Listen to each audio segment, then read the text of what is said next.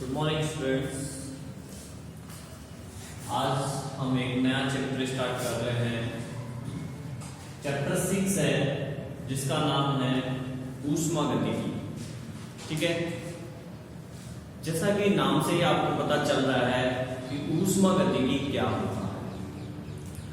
ऊष्मा यानी ऊष्मा और गतिकी का मतलब है कि परिवर्तन, एक रूप से दूसरे रूप में, या ऊर्जाओं का जो संबंध है, या एक रूप से दूसरे रूप में जो ऊर्जाएं बदलती हैं, या ऊर्जा में जो परिवर्तन होता है, उन सब का अध्ययन ऊष्मागतिकी के अंदर किया जाता है।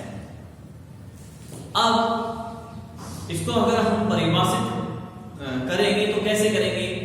तो रसायन विज्ञान की वह शाखा, किसकी? रसायन विज्ञान की वह शाखा जिसमें विभिन्न प्रकार की ऊर्जाओं का मात्रात्मक संबंध, उनमें होने वाले परिवर्तनों का अध्ययन किया जाता है, उसे हम ऊष्मागतिकी कहते हैं। अब इसमें सबसे पहले कुछ छोटी छोटी परिभाषाओं की बात करेंगे। ठीक है, तो देखिए सबसे पहले क्या है? शून्य नियम। शून्य नियम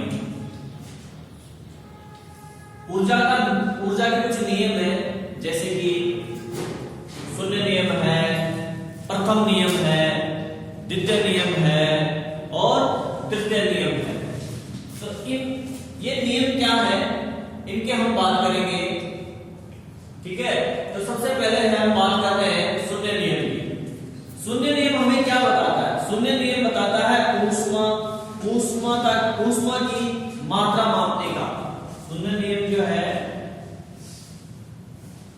ऊष्मा की मात्रा मापने के लिए दिया गया। ठीक है ना, डिटेल से बाद में बात करेंगे, सिलेबस में होगा तो जरूर, और अभी केवल इनसे हम क्या करेंगे ये सभी पढ़ेंगे। प्रथम नियम क्या है? प्रथम नियम है ऊर्जा संरक्षण का नियम। प्रथम नियम है ऊर्जा संरक्षण का नियम। ऊर्जा संरक्षण का नियम अर्थात ब्रह्मांड की कुल ऊर्जा संरक्षित रहती है। ऊर्जा को ना तो नष्ट किया जा सकता है, ना ही ऊर्जा को बनाया जा सकता है। केवल एक रूप से दूसरे रूप में ऊर्जा का परिवर्तन हो सकता है। तो एक रूप से दूसरे रूप में ऊर्जा परिवर्तित होती है, परंतु नष्ट नहीं हो रही, बनाया नहीं जा रहा है, इसलिए कुल ऊर्जा जो है वो संरक्षित है। ये प्रथम नियम बताता है ऊर्जा का। नेक्स्ट है द्वितीय नियम। द्वितीय नियम क्या कहता है? देखिए द्वितीय नियम, ये नियम कहता है कि ब्रह्मांड की एंट्रोपी ब्रह्मांड की जो एंट्रोपी है वो बढ़ रही है। इस नियम के अनुसार ब्रह्मांड की एंट्रोपी क्या हो रही है? बढ़ रही है। ठीक है, अब दिमाग में क्वेश्चन आ रहा है कि एंट्रोपी क्या है? तो कुछ टाइम के लिए इस क्वेश्चन को दिमाग में रखें, क्योंकि इसका आंसर हम बाद में देंगे। ये नियम बताता है कि ब्रह्मांड की एंट्रोपी लगातार बढ़ रही है। तो जब एंट्रोपी बढ़ेगी तब इस चीज का भी आंसर देंगे कि एंट्रोपी लगातार कैसे बढ़ रही है, क्योंकि पहले हमें ये समझ में आना चाहिए कि व्हाट इज एंट्रोपी। ठीक है, तो अभी आप ये ध्यान रखें इतना ही कि द्वितीय नियम हमें बताता है कि ब्रह्मांड की एंट्रोपी लगातार बढ़ रही है। और तृतीय नियम है, तृतीय नियम जो कि हमें बता रहा है कि क्रिस्टलीय पदार्थ की जो एंट्रोपी है परम ताप पर शून्य होती है। मतलब कोई भी क्रिस्टलीय पदार्थ है, क्रिस्टलीय पदार्थ की एंट्रोपी परम ताप पर शून्य होती है। अब इसका आंसर भी तभी समझ में आएगा जब आपको एंट्रोपी पता होगा, है कि नहीं? तो बस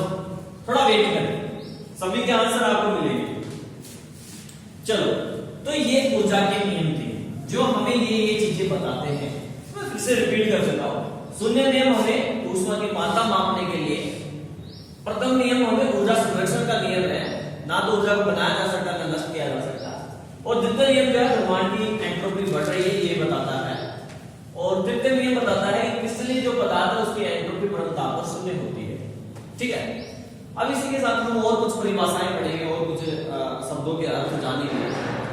तो सबसे पहले है निकाय और परिवेश।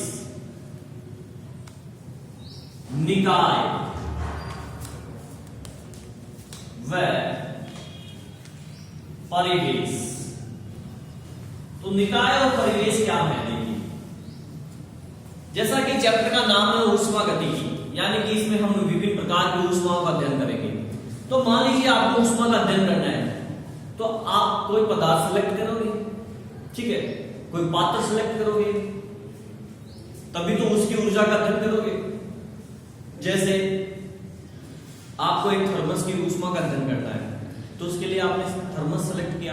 उस थर्मस के अंदर चाय हो सकती है, गर्म पानी हो सकता है, कोई भी पदार्थ हो सकता है। आपने एक कुकर की ऊष्मा का अध्ययन करना है, तो कुकर के अंदर जो पदार्थ है उसकी ऊष्मा वो सब है नहीं। आपको कमरे की जो है ऊष्मा का अध्ययन करना है, तो कमरा हो गया। ऊष्मा अध्ययन के लिए हमने किसको चुना? कमरे को चुना। ठीक है, इसी टाइप से हमने ऊष्मा अध्ययन के लिए किसको चुना? थर्मस को चुना। ऊष्मा अध्ययन के लिए हमने किसको चुना? कुकर को चुना। या सपोज कीजिए आपको किसी एक विशेष स्थान की ऊष्मा का पता करना है, तो वो मान लीजिए। तो आगे बात आपको समझ में कि जिस वस्तु का ऊष्मा का अध्ययन करने के लिए सेलेक्ट करते हैं, जिस वस्तु को ऊष्मा के अध्ययन करने के लिए चुना जाता है, उस वस्तु को निकाय कहते हैं। उस वस्तु को क्या कहते हैं? निकाय। आप लिख लीजिए, जिस वस्तु का ऊष्मा के अध्ययन के लिए सिलेक्शन किया जाता है, चुना जाता है, उसे निकाय कहते हैं। ठीक है, वैसे नोट्स आपके पास पहुंच गए होंगे, पीडीएफ में लिखा हुआ है। जिनके पास नहीं पहुंचे हैं वो लिख सकते हैं। तो ऊष्मा के अध्ययन करने के लिए जिस वस्तु को चुना जाता है उसे निकाय कहा जाता है। क्लियर? तो फिर ये तो हो गया निकाय। जैसे आपने अगर थर्मस को चुना है, ऊष्मा के अध्ययन के लिए आपने थर्मस को चुना, ठीक है, तो थर्मस क्या हो गया? निकाय हो गया। अब इसके थर्मस के अलावा बाकी सब क्या है? शेष जो बच गया है, पूरा ब्रह्मांड आ गया इसमें, पूरी पृथ्वी आ गई, वायुमंडल आ गया, सब कुछ उस थर्मस के अलावा। समझ रहे हो बात? थर्मस को तो आपने ऊर्जा के अध्ययन के लिए चुना है, तो वो तो निकाय हो गया। और उसके अलावा शेष पूरा भाग परिवेश कहलाता है। क्या कहलाता है? परिवेश, सराउंडिंग, उसके आसपास पूरा सब कुछ आ गया इसमें। ठीक है कि नहीं? तो हमें पता चल गया है कि जब हम निकाय प्लस परिवेश इन दोनों को मिला दे तो क्या बनेगा? ब्रह्मांड बनेगा। क्या बनेगा? ब्रह्मांड। ठीक है कि नहीं? ब्रह्मांड का मतलब क्या है? ब्रह्मांड का मतलब है सब कुछ आ गया उसमें। ऊर्जा के अध्ययन के लिए आपने जिस वस्तु का चयन किया है वो क्या हो गया? निकाय। वस्तु के अलावा बाकी सब क्या है? परिवेश। तो उस परिवेश में अगर उस वस्तु को भी शामिल कर लेंगे तो पूरा ब्रह्मांड हो गया कि नहीं हो गया? आगे की बात समझ में? तो ये शब्द बार बार रिपीट हो गए, इसलिए आपको पता होना चाहिए कि मैं निकाय बोल रहा हूं तो किसके बारे में बोल रहा हूं, यानी जिसकी ऊर्जा का अध्ययन हमने किया है। परिवेश बोल रहे हैं तो क्या बोल रहे हैं? जो बाहर वाला है सिस्टम। ठीक है, बचा हुआ शेष भाग परिवेश होगा। चलो, अब चूंकि निकाय आया है तो हम निकाय के प्रकारों की बात करते हैं। सबसे पहले कि निकाय के प्रकार कौन कौन से होते हैं और किस प्रकार इनको परिभाषित कर सकते हैं। चलो, तो निकाय के प्रकार। निकाय के प्रकार, हम निकाय का पहला प्रकार है समांगी निकाय। पहला प्रकार क्या है? समांगी निकाय। इस समांगी शब्द आप बात कई जगह सुना होगा आपने। तो यहां पे समांगी निकाय से मतलब है कि जो निकाय आपने चुना है, ठीक है, उस निकाय की प्रावस्था एक समान हो, मतलब एक समान प्रावस्था। एक समान प्रावस्था का मीन्स ये है, एग्जाम्पल से आपको समझ में आ जाएगा। फॉर एग्जाम्पल, गैसों का मिश्रण, गैसों का मिश्रण, समझ गए? अब गैसों का मिश्रण है मान लीजिए, और वो निकाय के रूप में आपने चुना है, तो अब उसमें क्या है, सभी क्या है, गैसें हैं। सभी गैसें हैं तो मतलब उनकी सबकी क्या है, प्रावस्था समान हो गई कि नहीं? प्रावस्था का मतलब अवस्था, और सबकी भौतिक अवस्था क्या है, गैस गैस गैस, उनका मिक्सचर है, गैसों का मिश्रण, ठीक है कि नहीं? तो ऐसा जो निकाय होगा उस निकाय को हम क्या कहते हैं, समांगी निकाय। आगे बात समझ में? मतलब गैसों का मिश्रण है तो जो सभी की सभी क्या है, गैसें हैं, और उसमें सबकी भौतिक अवस्था क्या है, सेम है, गैस, इसलिए ऐसा निकाय क्या कहलाएगा आपका, समांगी निकाय। तो दूसरा क्या हो गया, तो दूसरा प्रकार हो गया इसमें विषमांगी निकाय। कौन सा निकाय, विषमांगी निकाय। तो फिर इसको कैसे परिभाषित करेंगे, इसको ऐसे उल्टा कर देंगे परिभाषा, जिसमें विभिन्न प्रकार की प्रावस्थाएं उपस्थित हो, ठीक है? यानी एक से अधिक प्रावस्थाएं हो। एग्जाम्पल से आप समझ जाओगे, जल प्लस बर्फ, जल प्लस बर्फ, ठीक है? आई बात समझे, जल प्लस बर्फ। इसमें आप ये भी ले सकते हो, पेट्रोल प्लस जल। यहां दोनों पदार्थ जो हैं इनकी दोनों के गुण धर्म, पेट्रोल के और जल के दोनों के गुण धर्म अलग अलग है, समान नहीं है, दोनों के गुण धर्म समान नहीं है। आई बात समझ रहे? और यहां पे आप देख सकते हो, यहां पे जल क्या है, ठोस है, यहां पे बर्फ क्या, जल क्या है, द्रव है, बर्फ क्या है, ठोस है। तो अवस्था समान नहीं है, इनकी तो अवस्था समान नहीं है, भौतिक अवस्था समान नहीं है, ये ठोस, ये द्रव है, और ये क्या है, इनके कुछ गुण द्रव्य अलग अलग है, ये पेट्रोल है, ये जल है, ठीक है कि नहीं? तो ऐसा निकाय क्या कहलाता है, ऐसा निकाय कहलाता है आपका विषमांगी निकाय। नेक्स्ट, ये दूसरा प्रकार था, दूसरा प्रकार हो गया। अब बात करते हैं तीसरे प्रकार की, खुला निकाय। खुला निकाय नाम से ही इसकी परिभाषा क्लियर हो रही है। खुला निकाय यानी कि खुला हुआ, जैसे कि एक बर्तन, जैसे हम ले लें कटोरी, ये कटोरी है, सपोज कीजिए गिलास समझ लीजिए, चलो गिलास ले लेते हैं क्योंकि गिलास बनाना आसान होता है ना, गिलास बनाना, ठीक है कि? और ये ऊपर से खुला हुआ है, इस पे ढक्कन नहीं लगा हुआ और इस पे गर्म जल है, ठीक है? तो ऊष्मा के अध्ययन के लिए आपने इसको सिलेक्ट किया है, तो ये निकाय क्या हो गया, खुला निकाय हो गया। अब इसको परिभाषा कैसे, इसको परिभाषित कैसे करेंगे? ऐसा निकाय जिसमें परिवेश और निकाय के बीच ऊष्मा और द्रव्य बोले तो पदार्थ, ऊष्मा और पदार्थ दोनों का आदान प्रदान हो। अब देखो मैंने क्या बोला, परिवेश और निकाय, तो अब आपको ये समझने में दिक्कत नहीं आएगी कि परिवेश कौन सा, निकाय कौन सा है कि नहीं, क्योंकि हम इसको पहले ही डिफाइन कर चुके हैं। तो मैंने कहा कि ऐसा निकाय जिसमें ऊष्मा और पदार्थ का आदान प्रदान परिवेश से निकाय में या निकाय से परिवेश में हो रहा है, तो उसे खुला निकाय कहते हैं। अब देखो कैसे हो रहा है, यहां देखिए गर्म जल भरा हुआ है, और ये तो आप घर में देखते हो, जब एक गर्म जल हम किसी पात्र के अंदर लेते हैं तो आपने देखा होगा उसमें से भाप निकलती है ना भाप। तो इसका मतलब क्या हुआ? इसका मतलब हुआ कि निकाय से जो पदार्थ है वो कहां चला गया? परिवेश में जा रहा है। निकाय से पदार्थ कहां जा रहा है? परिवेश में जा रहा है कि नहीं? भाप के रूप में। अरे भाप क्या है? पदार्थ ही तो है। ये जल जो होता है वो वाष्प बन के परिवेश में जा रहा है कि नहीं? और अगर हम उस गिलास को कुछ देर तक रखा रहने दें तो थोड़ी देर बाद में आप देखते हो कि वो पानी ठंडा हो जाता है कि नहीं हो जाता? क्यों? क्योंकि ऊर्जा भी परिवेश में जा रही है। तो ऊर्जा और पदार्थ दोनों का क्या हो रहा है? आदान प्रदान हो रहा है। पर शर्त ये है, पर चीज ये है कि पदार्थ हमें जाता हुआ नजर आ रहा है, ऊर्जा नजर नहीं आ रही है।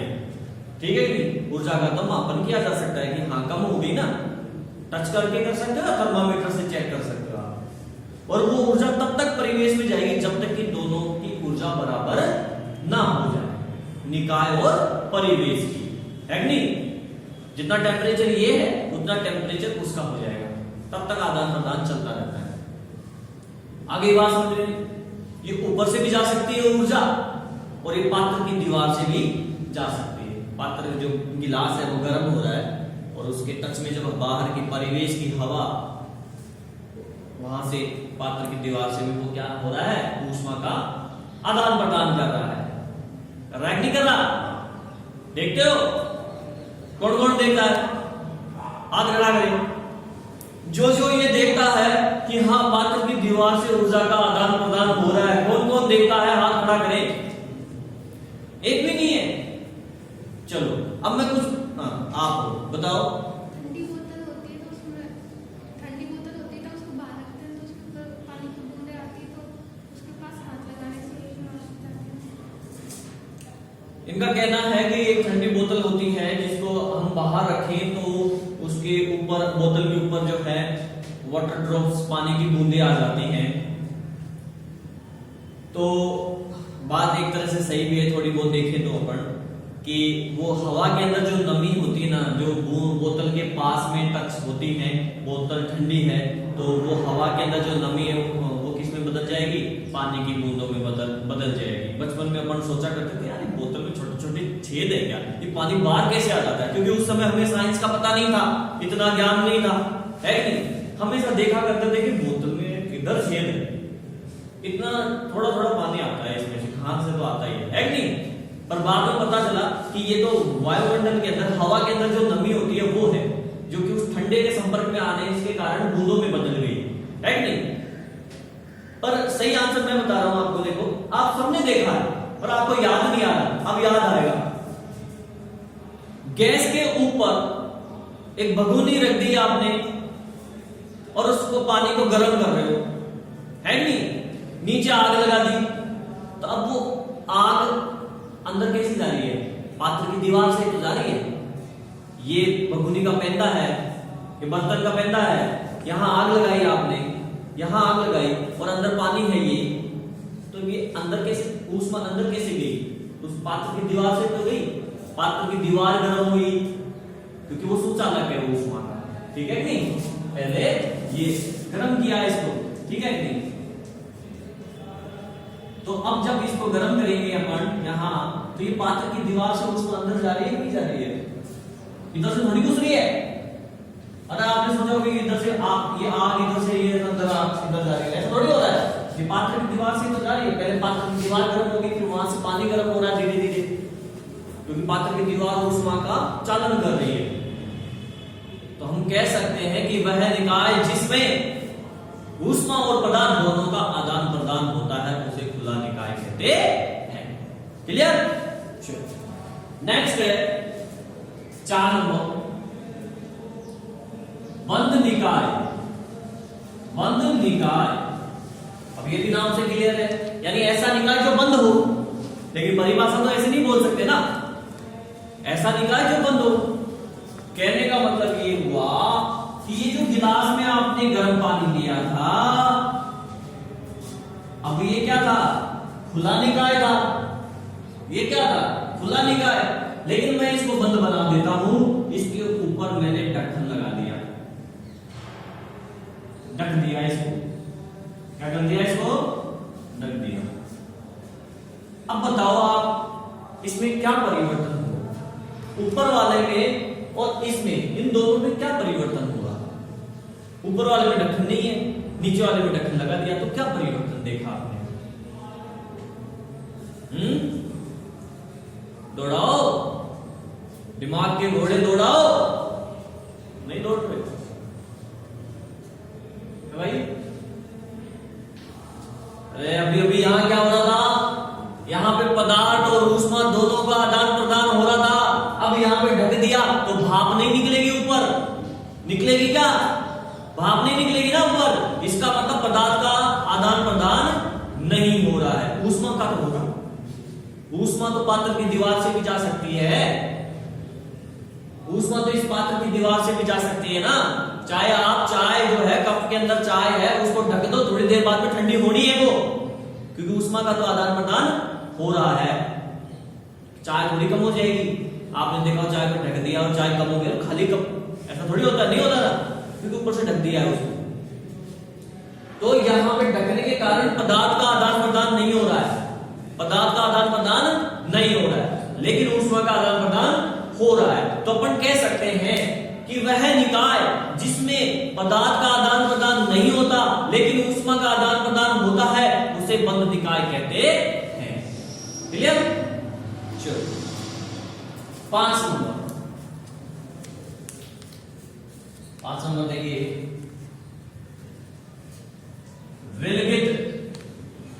विलगित निकाय।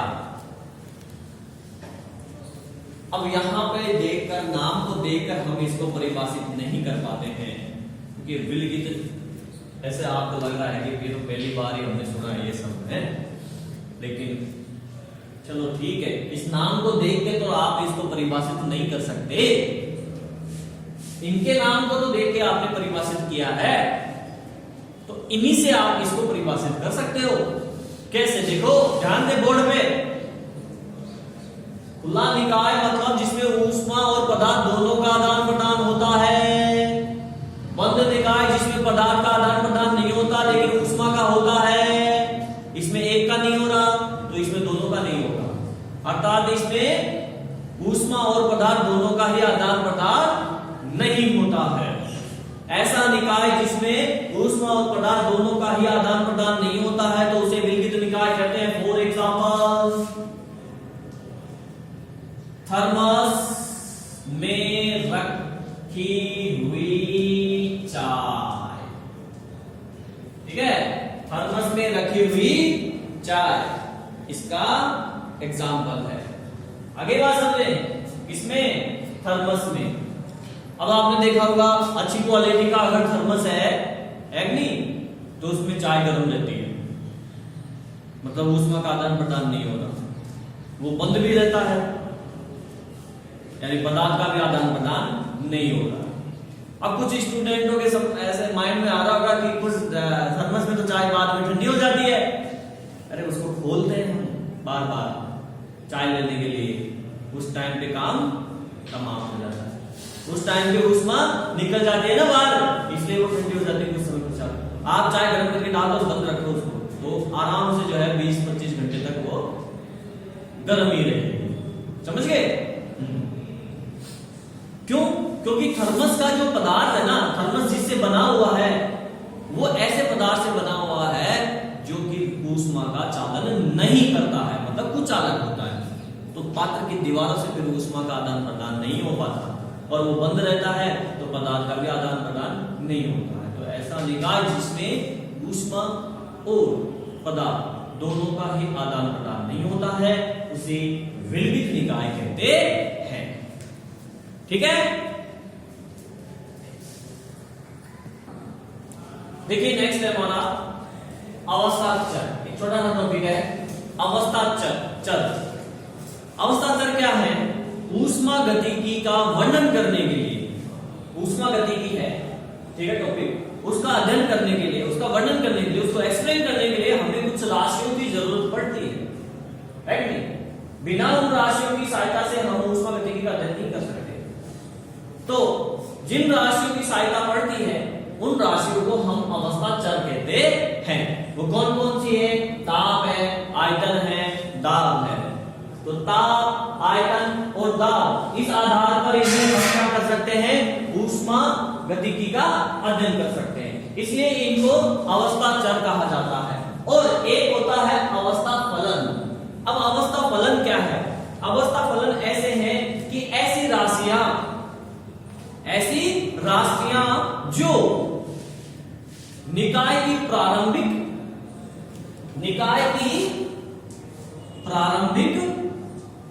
व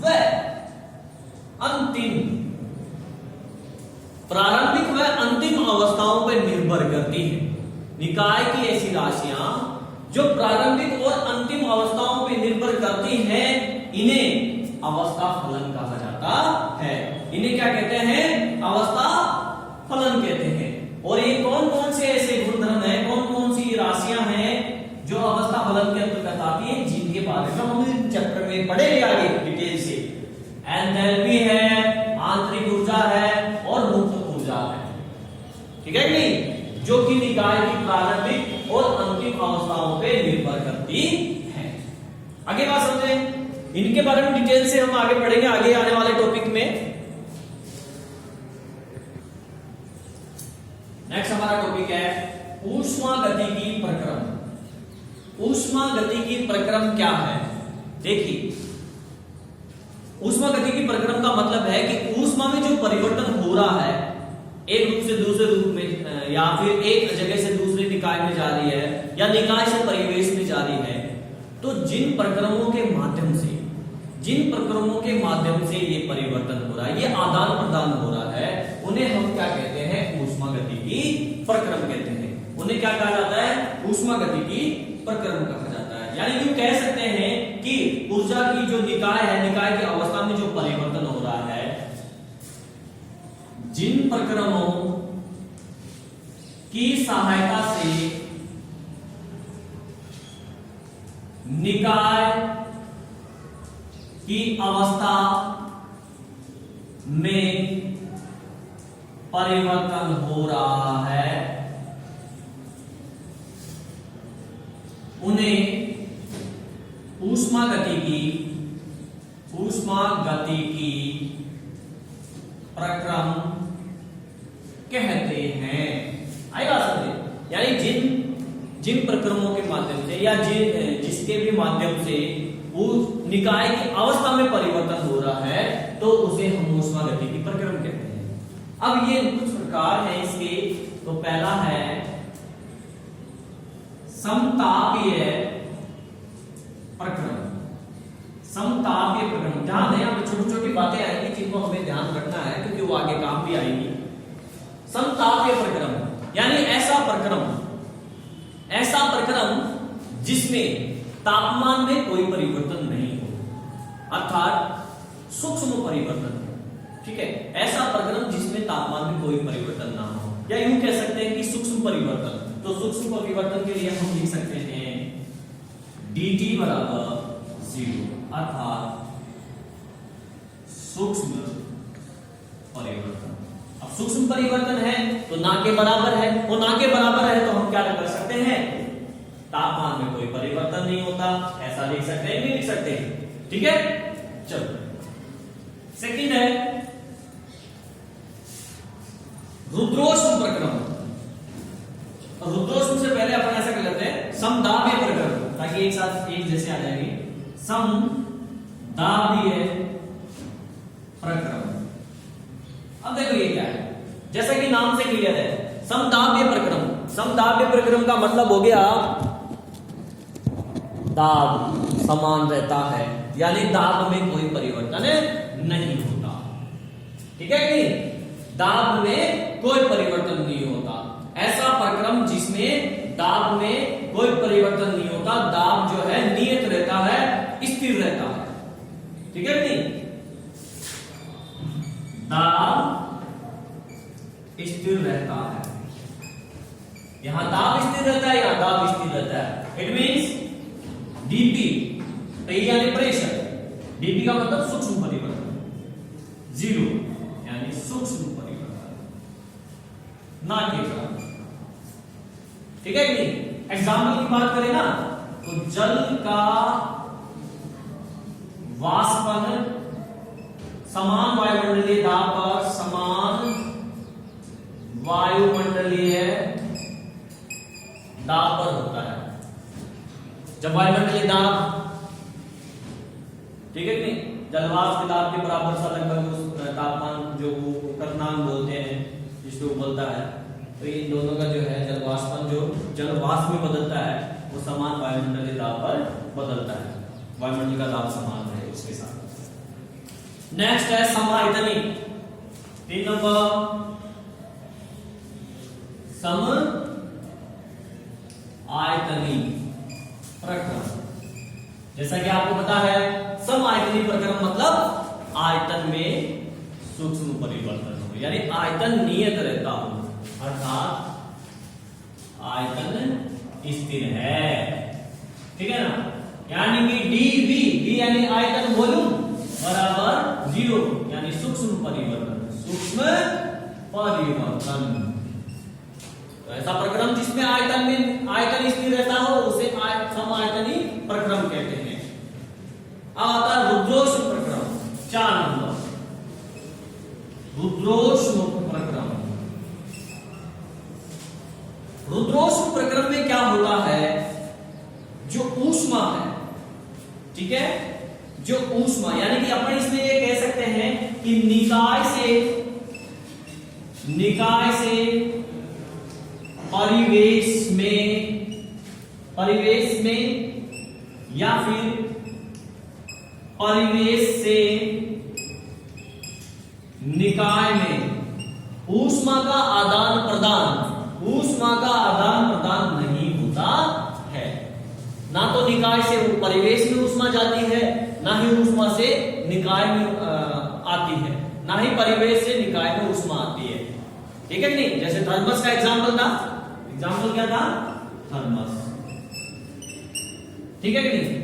तो यहां ऊष्मा का आदान प्रदान नहीं हो रहा है, और ऊष्मा का जब आदान प्रदान नहीं हो रहा है तो ऊष्मा में जो परिवर्तन है, इसका मतलब क्या हो, ऊर्जा क्या है, स्थिर है, ऊर्जा स्थिर है। इसका मतलब ये हुआ कि ऊष्मा नियत है, उसमें कोई परिवर्तन नहीं हुआ ना तो बाहर जा रही है, मतलब कमी भी नहीं हो रही, ना आ रही है, वृद्धि भी नहीं हो रही है, नियत है तो मतलब क्या हो गया, dq, क्यू मतलब यहाँ ऊर्जा को रिप्रेजेंट कर रहा है, ऊष्मा को, बराबर 0, मतलब कि सूक्ष्म परिवर्तन थोड़ा बहुत तो हो ही जाता है, 19-20 इधर-उधर।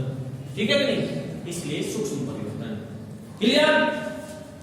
और लास्ट 5 नंबर चक्रीय प्रक्रम। जैसा कि नाम से भी क्लियर है, चक्रीय प्रक्रम। ठीक है कि नहीं? यानी यहां से स्टार्ट हुआ और यहां से चलता वापस वहीं आ गया। इसका मतलब यहां से जब वो चला तो परिवर्तन तो हुआ, और परिवर्तन होते कितना ऐसा परिवर्तन हुआ कि वापस पुनः उसी अवस्था में वो आ गया हो, चाहे ऊर्जा कम हुई हो चाहे वृद्धि हुई हो, लेकिन वो प्रारंभिक अवस्था में वापस आ गया। तो ऐसा प्रक्रम जो है चक्रीय प्रक्रम कहलाता है। इसका मतलब ये हुआ कि यहां पे du और dh दोनों ही 0 हैं। ऐसा प्रक्रम यहां लिख देते हैं, ऐसा प्रक्रम जो पुनः प्रारंभिक अवस्था में आ जाता है, पुनः प्रारंभिक अवस्था में आ जाता है, जहां से शुरू करता है वहां पे वापस आ जाता है। तो इसका मतलब ये हुआ उसकी आंतरिक ऊर्जा u मतलब उसकी आंतरिक ऊर्जा बराबर 0 होती है, और h मतलब एंथैल्पी, ये भी क्या रहेगी, 0। इनमें भी कोई परिवर्तन नहीं हुआ, क्योंकि वहां से स्टार्ट किया वहीं से पुनः आ गया हो, इसलिए du बराबर 0 और dh बराबर 0, या कह सकते हो सूक्ष्म परिवर्तन। ठीक है? तो ये थे आपके प्रक्रम, विभिन्न प्रकार के प्रक्रम।